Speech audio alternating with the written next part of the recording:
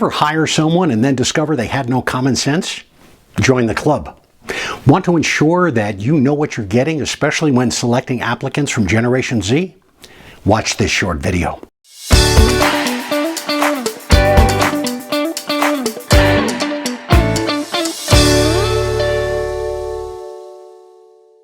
I'm Bob Wendover. Over the past several months, online business sites have published numerous studies indicating that employers are growing wary of hiring the members of Generation Z. They give a number of reasons, including a lack of workforce preparedness coming out of college. But at the same time, 3/4 of recent graduates say that they've learned more in their first 6 months on the job than during their 4 years in classroom. Now, we could have a whole long conversation about where the responsibility for this situation lies, but that's not the point of this post. Employers want to know how to navigate the challenges of hiring these young people without burdening managers with training for skills that really should have been learned at the university. Unfortunately, there's not an easy answer.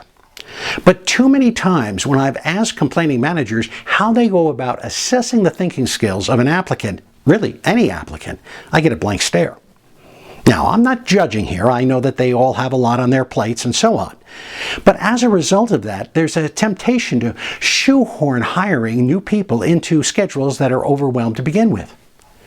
But then they're frustrated when the new hires cannot think on their feet as well as maybe the hiring manager had assumed. And then, of course, there's the unexpected time invested to bring the person up to speed and build their confidence to think and act independently.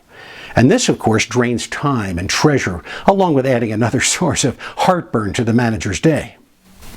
So, what do? Well, here's what I've been advising employers for a long time.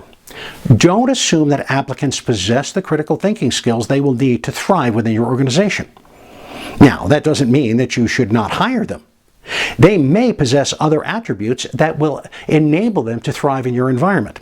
An example of this, for instance, would be maybe an applicant who demonstrates excellent communication and relational skills during the selection process, but seems to lack some of the common sense that you would hope for when you assess how he or she makes decisions.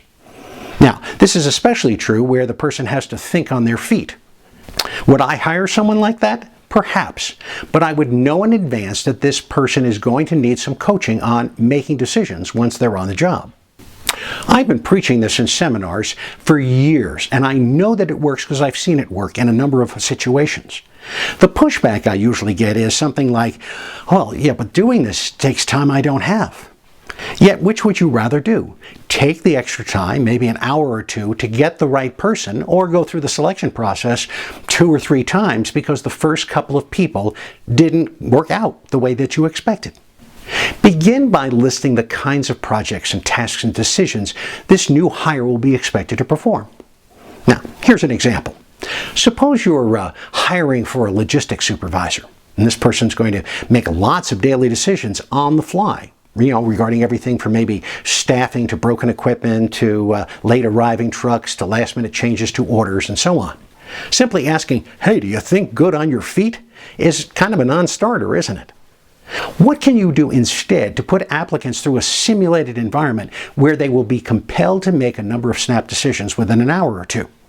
Remember, it's not about whether the decision is right or wrong in these situations. It's about how they approach each problem.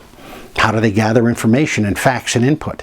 What options do they consider? How clearly do they communicate their decision to others? How confident do they appear in making those decisions in the first place?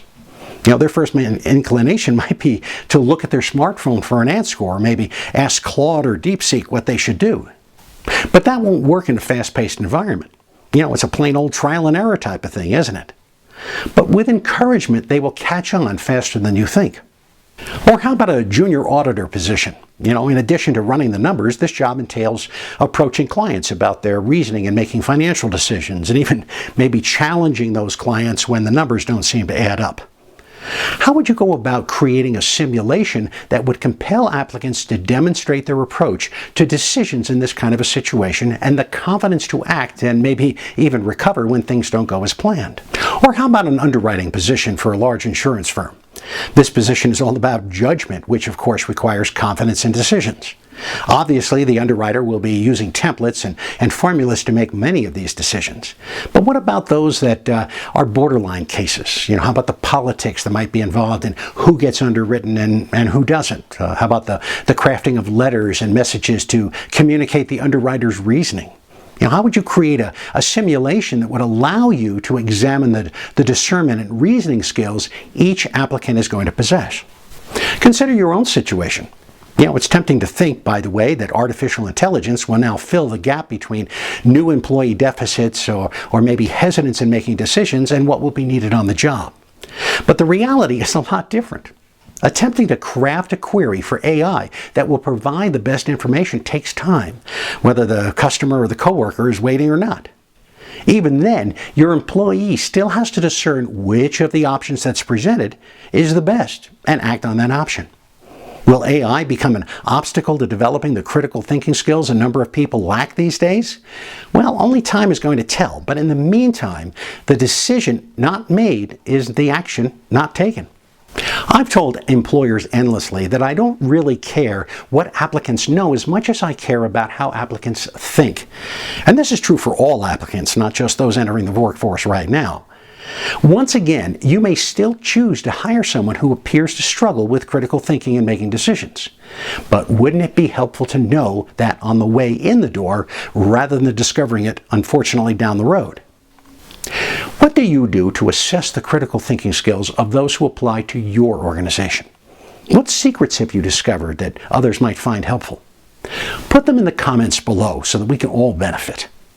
And if you know of an organization who might benefit from a presentation on improving workplace decision-making, shoot me an email at bobw@commonsenseenterprises.net.